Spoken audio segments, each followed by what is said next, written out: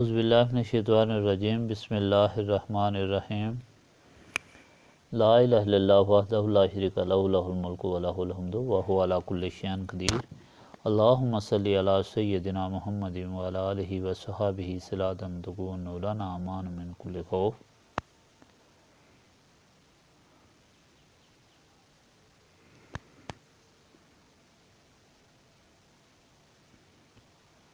بلم بہور۔ حضرت یوشع کے زمانہ میں ایک بادشاہ کافر تھا، اس کی تمام قوم کفر میں مبتلا تھی۔ تبلیغ السلام پر وہ لوگ حضرت یوشع سے برسر پیکار تھے، مگر کفار کو شکست ہوئی، کوئی چارہ نہ چل سکا۔ سخت حیران ہو کر کئی ہیلے استعمال کیے لیکن کوئی چارہ کارگر نہ ہوا۔ آخر ایک درویش ولی وہاں رہتے تھے، ان سے جو شخص دعا کرواتا عموماً اس کا کام ہو جاتا تھا۔ لوگوں کو یہ خبر تھی، اس لیے سب قوم نے جمع ہو کر بلم بہور ولی کے پاس درخواست کی کہ وہ دعا کریں، مگر انہوں نے اس بنا پر انکار کیا کہ پیغمبر تو خدا کی طرف دعوت دیتا ہے، ان کے خلاف دعا کرنا کبیرہ گناہ ہے۔ لوگوں نے مشورہ کر کے ان کی بیوی منکوحہ کو رضامند کرنے کی کوشش کی۔ بہت قیمتی زر و مال لے گئے، جواہرات، سونے کے زیورات اور قیمتی لباس پیش کیے، اور یہ تحفے واپس نہ کر سکی اور دعا کرانے کا وعدہ کر کے تحائف وصول کر لیا۔ بلم بہور نے اس کی عرض نہ مانی، بار بار زور ڈالا، حد سے زیادہ مجبور کیا، بلکہ ان سے یہاں تک کہہ دیا کہ اگر دعا نہ کرو گے تو میں بھاگ جاؤں گی اور کبھی تمہارے گھر میں داخل نہ ہوں گی۔ اس کی سخت کوشش پر بلم بہور ایسی دعا کے لیے رضامند ہو گئے اور پیغمبر کے خلاف کفار کے حق میں دعا کر دی، جس کی وجہ سے دوسری بار لڑائی میں پیغمبر کو شکست ہوئی اور کفار فتح یاب ہو گئے۔ پیغمبر کو سخت تعجب ہوا اور نہایت رنجیدہ ہوئے اور بارگاہ الہی میں سوال پیش کیا۔ بتلایا گیا کہ بلم بہور ولی ہے، اس کے سینے میں اسم الہی ہے، اس کی دعا آپ کے خلاف منظور ہوئی۔ اس وقت حضرت یوشع نے نہایت جوش میں آ کر سوال کیا، یا اللہ، اس ولی بلم بہور کے سینہ سے ذکر الہی محو کر دے، چنانچہ دعا منظور ہو گئی۔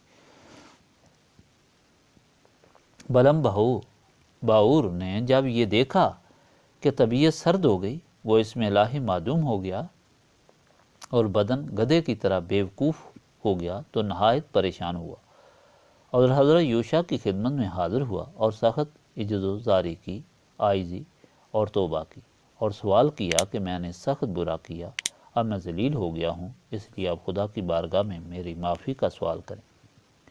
چانچہ اس نے دعا کی اور حضرت یوشع نے سفارش کی، اس لیے یہ دعا قبول ہوئی اور حکم ہوا کہ 3 دعائیں جو تم کرو گے منظور کی جائیں گی۔ اس پر خوش ہو کر واپس آئے اور گھر میں آ کر اپنی بیوی سے بھی ذکر کیا کہ مبارک ہو کہ اب خدا نے 3 دعائیں منظوری کا حکم دے دیا ہے۔ اب اس عورت کے پاس زیورات اور کپڑے تو نہایت اعلیٰ تھے، اس لیے شکل بھی اعلیٰ اور خوبصورت ہونی چاہیے تھی۔ چنانچہ اس عورت نے اس طرح بلم بہور کو سخت تنگ کیا کہ ایک دعا میری خوبصورتی کے لیے کرو، آخر عورت تو میں تمہاری ہی ہوں، تمہارا ہی فائدہ ہے۔ چنانچہ اس نے ایک دعا اس کے حق میں کر دی اور وہ اس وقت کی سب عورتوں سے نہایت خوبصورت ہو گئی۔ خوشحالی نصیب ہو گئی، اب اس عورت کو ہر چیز میسر ہوگی۔ سوچا، بلم بہور میری شان کے موافق نہیں ہے، مجھے کوئی نہایت خوبصورت جوان مرد تلاش کرنا چاہیے۔ چنانچہ ملک میں شہرت خوبصورتی تو ہو چکی تھی، اس لیے ایک نہایت خوبصورت جوان مرد بھی مل گیا۔ اب اس عورت نے اسے ساز باز شروع کی۔ بلم بہور کو علم ہو گیا، سخت غصہ ہوا اور کچھ پیش نہ آئی۔ آخر 2 دعائیں تو باقی ماندہ تھیں، ان سے ایک دعا یہ کر دی کہ خدا عورت کی شکل بگاڑ کر اس کو خنزیر نہیں بنا دے۔ چنانچہ دعا قبول ہو گئی اور وہ عورت دوسرے دن شکل خنزیر کی ہو گئی۔ اب اس کے لڑکے لڑکیاں رونے پیٹنے لگے اور باپ کے پیچھے پڑ گئے۔ وہ خنزیرنی بھی بلم بہور کے قدموں میں آ کر سر رکھتی تھی۔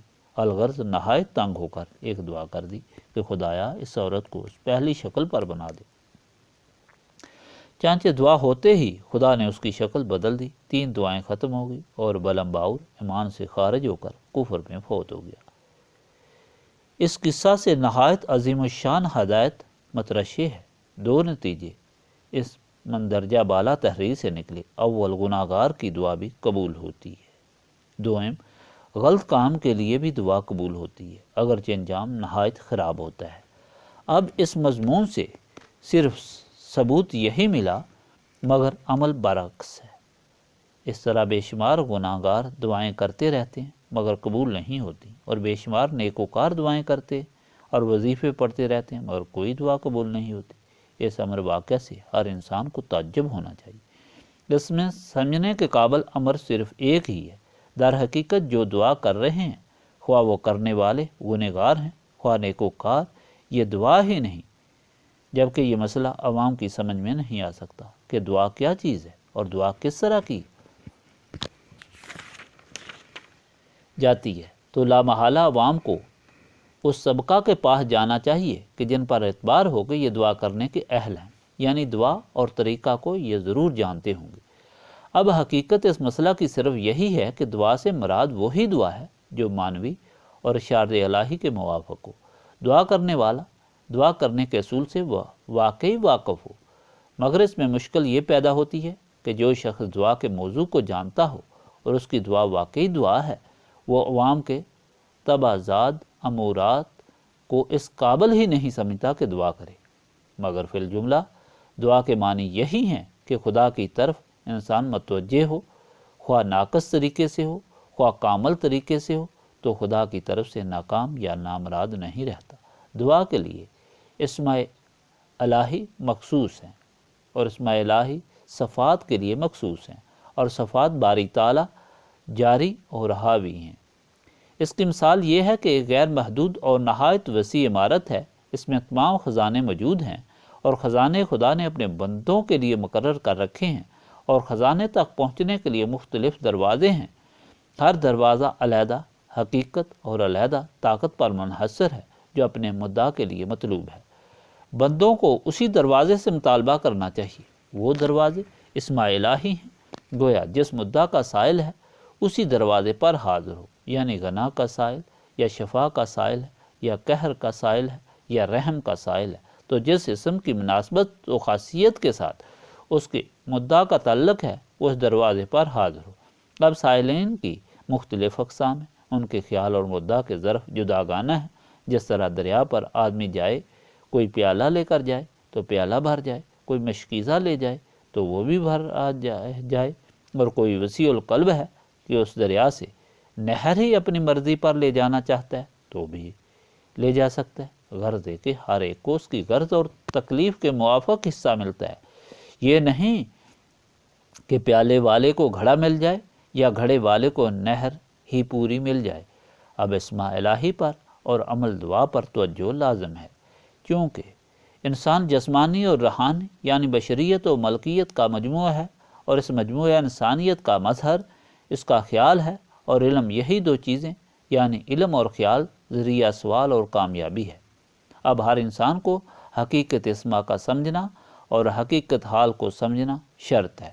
اسماء کا سمجھنا یہ ہے کہ اس اسم کا موضوع معلوم کرے، اسم کے الفاظ اور حروف مقصود نہیں بلکہ موضوع اسم کی حقیقت کا پیدا کرنا مقصود ہے۔ اس کی مثال یہ ہے کہ جب ہمارے پاس آدمی آتے ہیں تو ہم ان کی قضاء حوائج کے لیے الحسیب بتاتے ہیں، تو وہ جا کر اس کو کئی سو دفعہ پڑھتے ہیں، کئی ہزار بار، کئی لاکھ بار پڑھتے ہیں، مگر کام نہیں ہوتا۔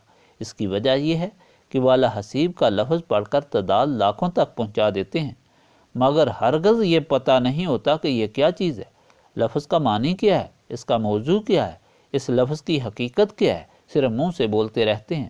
تو یہ انسان فی الحقیقت خود ہی انسان نہیں ہوتے بلکہ انسان نواز جانور ہوتے ہیں۔ ربنا تقبل منا انک انت السمیع العلیم وتب علینا انک انت التواب الرحیم۔ سبحانک ربک رب العزۃ عما یصفون وسلام علی المرسلین والحمد للہ رب العالمین۔